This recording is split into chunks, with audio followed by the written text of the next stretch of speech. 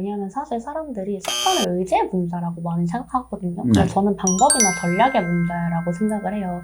근데 이제 내가 어떤 습관을 하기로 해서 못했을 때 흔히 하는 생각은 아 역시 나는 의지력이 약해. 안 될 건가 봐. 이렇게 많이 하시는데 사실은 누가 해도 어려운 행동을 하고 싶어 하거나 하루 2시간. 네. 그쵸. 과거의 저처럼 그쵸. 네, 그런 걸 하고 싶어 하거나 아니면은 이걸 할 수 있는 환경을 세팅해주지 않거나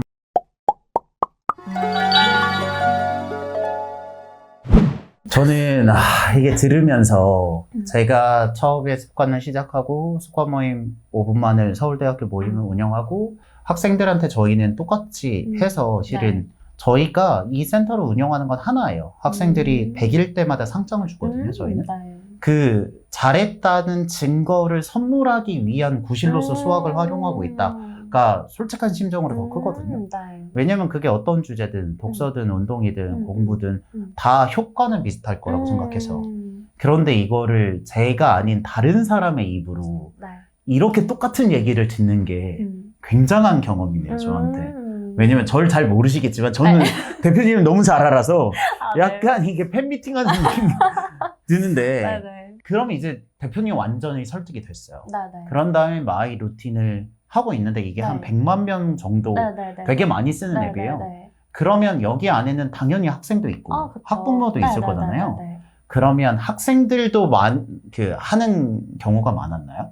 네, 학생들 많죠. 저희는 완전히 사업적인 관점에서 보면 이제 20, 30대, 40대 유저분들은 돈을 내주시지만 사실 10대 유저분들은 돈을 내주진 않아요. 물론 이제 아이가 큰 손님은 아니다. 큰 손님은 아니다. 학생이 부모님을 설득해서 마이루틴 결제를 하는 굉장히 말이 경우가 빨라지신데요. 네. 있긴 하지만 많진 않다. 많진 근데 않다. 동시에 그래서 저희가 이제 그 타겟으로 광고를 아예 안 돌리는데도 불구하고 저희 서비스의 20%가 10대예요. 네. 네, 그냥 계속 들어와요, 학생분들이. 그래서 많이 잘 써주시고, 제 인스타그램도 팔로우 해주시고, 연락도 종종. 민성님 마이루틴 앱 너무 좋아요. 뭐 이런 것들. 그래서 그거 좀 보람있네요. 네네네네. 그런 거 보내주시고, 그래서 저희 마이루틴 내에서 응원 리액션을 서로 주고받을 수 있어요.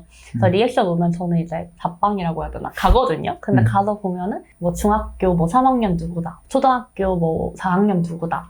뭐 민사고 다니는 누구다 막 이런 식의 자기 소개가 적혀 있어요. 그걸 보고 루틴 보면서 아, 이 사람은 현재 이런 상황이구나, 이런 어떤 학생분들이 우리 앱을 많이 아껴주시는구나, 이런 건 많이 느끼고. 그러면 보셨을 때 학생들은 주로 어떤 루틴들을 하나요? 기억에 남는 건? 네. 일단 뭐 학생이시니까 보통 이제 뭐 그런 것들 있죠. 뭐 특정 문제집, 뭐 얼마 풀기, 뭐 숙제하기, 복습하기 이런 것들 기본적으로 있는 것 같고, 아니면 단어 외우기나 뭐 사자성어 외우기나 이런 테마들로 가는 것도 있었어요. 근데 전반적으로 제가 느끼는 건 10대, 20대, 30대, 40대 유저분들이 다 공통점이 있는 게 기본적으로 자기 건강이랑 약간 셀프 케어라고 해야 되나? 스스로 챙기는 거 챙기면서 그 다음에 커리어나 성장 관련된 뭔가를 하거든요. 이게 학생일 때는 주로 공부고 뭔가 직장인일 때는 자기 커리어의 생산성이나 성장을 위한 거고, 이런 테마로 좀 쓰이는 것 같아요. 10대 분들이 건강을 꽤 잘 챙기시더라고요. 10대가 네. 그럴 리가 없는데. 네, 벌써부터 이렇게. 네. 그것도 약간 놀라운 포인트였던 것 같아요, 저한테는. 그러면 실은 그 학생들이 했다는 건 저는 생각에 그 뒤에 학부모님들도 많이 했을 거라고 봐요. 왜냐면 아이들이 어리면 그 마이루틴 그 앱을 제가 봤을 때는 학부모님이 검색해서 알려주는 경우도 꽤 있을 것 같거든요. 그러면 혹시 학부모님이나 이런 사람들이 선택할 만한 거나 선택했을 때 뭐 이런 건 좀 인상 깊었다, 이런 것들이 있을까요?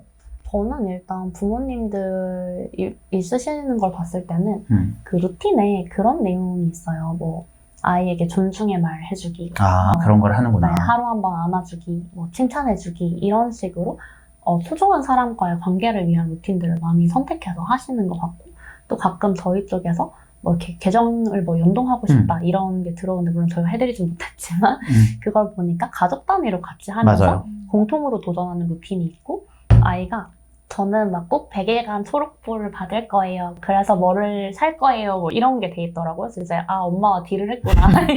어머니와 딜을 했구나. 어머니가 딜을 했구나. 이 루틴을 100일간 60% 이상 지켜서 초록불을 따겠다고 딜을 했구나. 그래서 원치 않으면 비공개 계정으로 쓸 수 있는데, 기본적으로 공개해요. 그래서 이제 서로의 루틴을 구경할 수 있고 응원도 보내줄 수 있고 좀 그런 환경이거든요. 근데 이거를 이제 뭐 학부모님들이 활용하시는 것도 있는 것 같아요.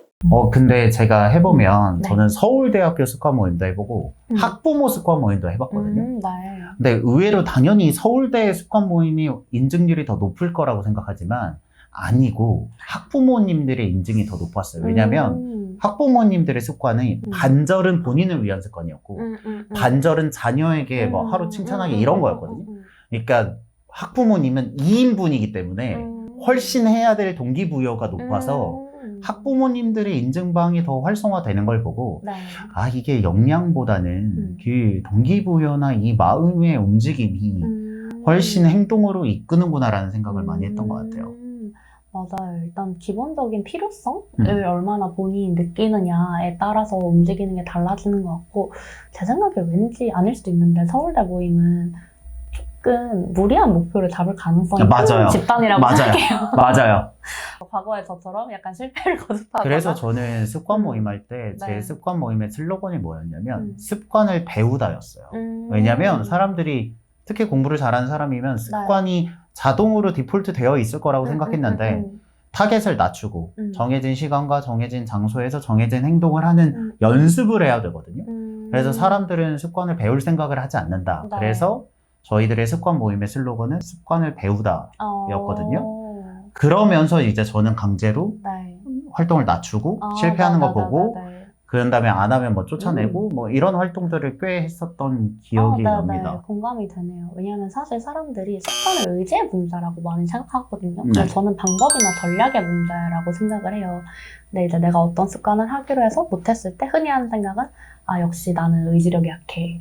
안 될 건가 봐. 이렇게 많이 하시는데 사실은 누가 해도 어려운 행동을 하고 싶어 하거나 하루 2시간 네. 그쵸. 과거의 저처럼 그쵸. 네, 그런 걸 하고 싶어 하거나 아니면은 이걸 할 수 있는 환경을 세팅해주지 않거나 그러니까 하다못해 뭐 하루 1시간 운동하기 어려운 목표잖아요. 어려운 목표인데 예를 들어 제가 뭐 집에 매트를 미리 깔아놨어요.